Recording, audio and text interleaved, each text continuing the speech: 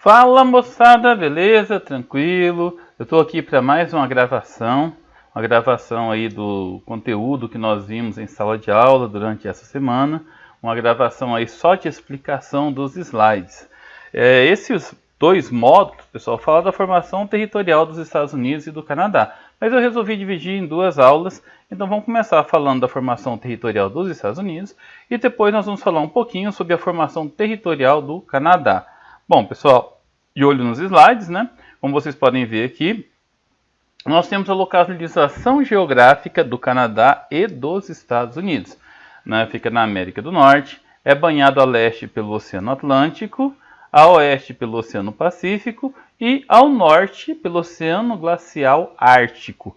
E hoje nós vamos estudar sobre os Estados Unidos. E começou o seu processo de colonização pelas 13 colônias. No início do século XVII, ele era colonizado por franceses, por ingleses e por espanhóis. Porém, a cultura inglesa e a colonização inglesa se tornou hegemônica. A sua formação territorial teve início ali com as 13 colônias, que fica no litoral leste, entre os Montes Apalaches e o Oceano Atlântico. As 13 colônias elas tinham como base o alto governo, ou seja, pessoal, cada colônia tinha o seu próprio governador, que era nomeado pela coroa inglesa. Os salários desses governadores eram pagos pelos colonos. Porém, a Inglaterra, o Reino Unido, a metrópole, detinham todo o monopólio do comércio exterior.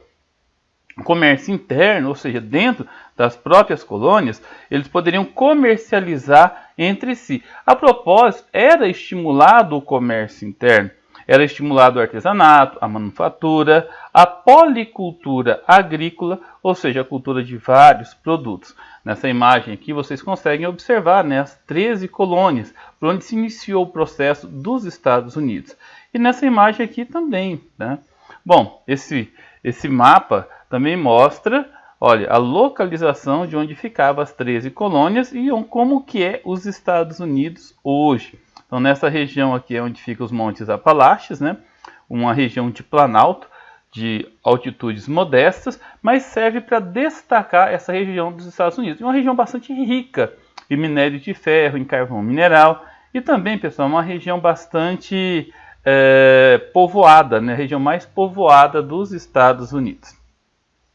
Vamos entender um pouquinho o que foi a Guerra dos 7 Anos, porque ela foi determinante para a independência dos Estados Unidos. Entre 1756 e 1763, teve uma violenta guerra entre a Inglaterra e a França, por posse de territórios dentro dos Estados Unidos. A Inglaterra ganhou essa guerra, saiu vitoriosa. Porém, resolveu cobrar dos colonos os prejuízos que teve durante a guerra. Cobrou de que forma? Com aumento de impostos. Impostos que iam aumentando cada vez mais, e várias leis que foram instituindo nessas regiões das colônias que iam diminuindo a liberdade dos colonos. Os colonos, obviamente, se revoltaram com a metrópole e resolveram romper com o Pacto Colonial no dia 4 de julho de 1776.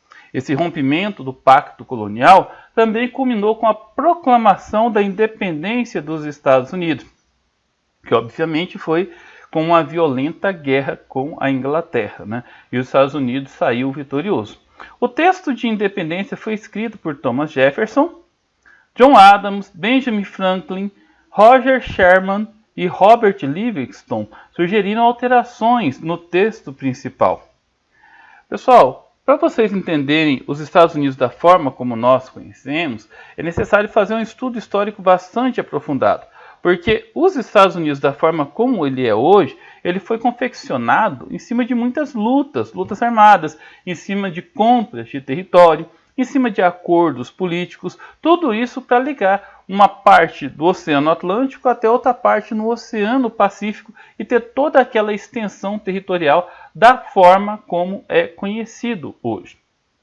Durante o século XIX, foi propagada a ideologia do Destino Manifesto, que era uma ideologia que os americanos, entende-se estadunidenses, americanos que moravam nos Estados Unidos, eles tinham o direito de tomar posse daquela terra que foi dado a eles como um direito por Deus.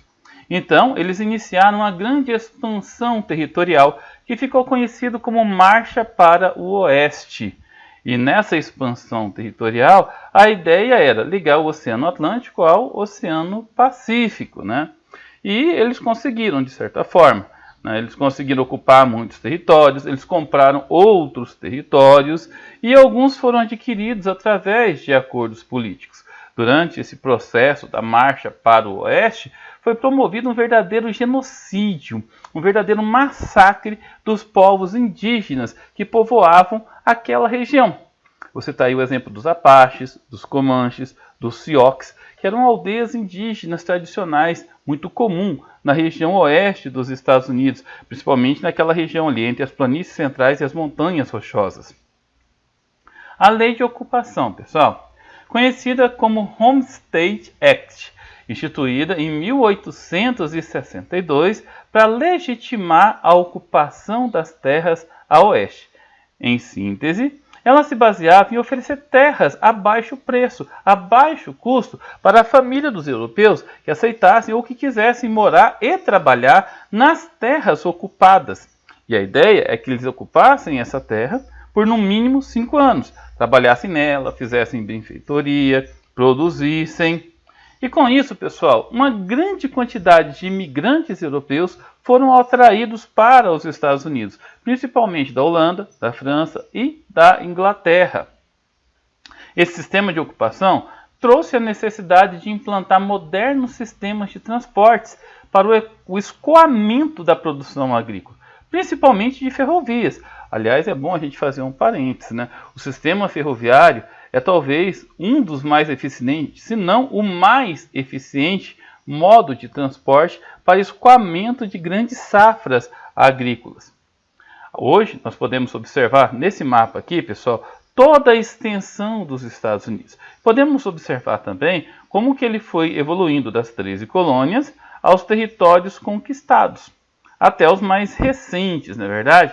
Olha aqui, ó, no final do século XIX, olha toda a região do México que foi conquistada pelos Estados Unidos. Na verdade, tomada pelos Estados Unidos. Bom, pessoal, os Estados Unidos não é só aquela região contínua. Há também estados isolados, como o Alasca e o Havaí. E nós vamos estudar um pouquinho sobre eles, vamos entender um pouquinho sobre eles. Vamos começar pelo Alasca. O Alasca é o maior estado dos Estados Unidos. No entanto, é o menos habitado devido às suas condições climáticas. Fica próximo da linha do Ártico, então é muito frio, com temperaturas muito baixas. Está separado fisicamente dos Estados Unidos pelo Canadá, ou seja, está na região noroeste do Canadá. Foi comprado do Império Russo em 1867. Contudo, a população, boa parte da população estadunidense, não gostou da ideia, pois eles acreditavam que o Alasca, né, era um local inóspito, um local que não dava para ser habitável, era um grande deserto congelado. No entanto, pessoal, foi descoberto petróleo lá no Alasca. E atualmente, o Alasca é o maior produtor de petróleo dos Estados Unidos. Aqui nessa imagem, né, nesse mapa, vocês conseguem ver aí a posição geográfica do Alasca. E aqui a imagem de Anchorage, no Alasca, uma das principais, talvez a mais populosa cidade do Alasca. E aqui Juneau, a capital do Alasca. O Havaí, pessoal. O Havaí é o 50º estado dos Estados Unidos, criado através de um plebiscito em 1959. Está localizado no Oceano Pacífico, distante cerca de 3.000 quilômetros de distância da costa oeste dos Estados Unidos. Em alguns materiais, coloca o Havaí como pertencente geograficamente, né, pela proximidade, né, à região da Polinésia, da Oceania. É formado por 8 ilhas principais e por uma série de atóis e ilhotas que foram geradas por atividades vulcânicas. Possui alguns dos vulcões mais ativos do mundo, como é o caso do Kilauea. E aqui, pessoal, Honolulu, a capital do Havaí. O Havaí também é muito conhecido por ter praias maravilhosas, por ser um ambiente bastante exótico e por atrair turistas do mundo inteiro. Tem alguns territórios que pertencem aos Estados Unidos, porém não foram incorporados ainda aos Estados Unidos. são 13 territórios. Destes, apenas 6 são habitados e abrigam cerca de 4 milhões de pessoas. Essas pessoas são cidadãos americanos, têm direitos como cidadãos americanos, contudo não podem votar nem para presidente e nem para vice-presidente. Os territórios habitados são Porto Rico, Guam, Ilhas Marianas do Norte, Ilhas Virgens dos Estados Unidos, Samoa Americana e Ilhas Walking. Bom, pessoal, é isso aí, né? Agora vamos para a segunda parte, que é sobre o território do Canadá. Espero que vocês tenham curtido. Não esqueça de fazer o resumo e de postar nos comentários aqui as dúvidas, ok? Até mais, fiquem com Deus.